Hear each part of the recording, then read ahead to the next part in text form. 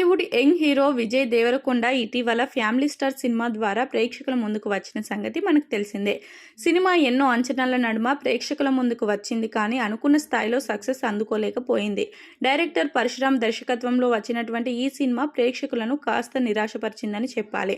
ఈ సినిమా తర్వాత విజయ్ దేవరకొండ తన తదుపరి సినిమా గౌతమ్ తిన్ననూరి దర్శకత్వంలో చేస్తున్నారు. ప్రస్తుతం ఈ సినిమా పనులలో దేవరకొండ బిజీగా ఉన్నారు.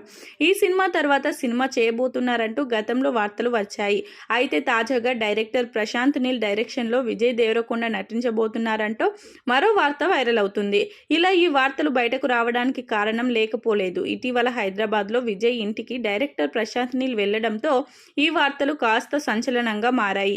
ఇక విజయ్ దేవరకొండ ప్రశాంత్ కాంబోలో సినిమా రాబోతుందని వార్తలు పెద్ద ఎత్తున వైరల్గా మారడంతో ప్రశాంత్ నీల్ టీం ఈ వార్తపై స్పందించారు.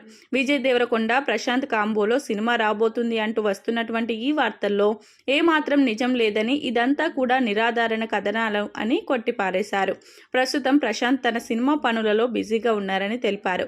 ఈయన ప్రస్తుతం సలార్ 2 ప్రీ ప్రొడక్షన్ పనుల్లో బిజీగా ఉన్నారు.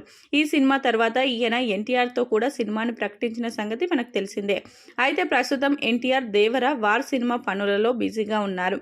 ఈ పనుల తర్వాత ప్రశాంత్ సినిమాతో బిజీ కానున్నారు.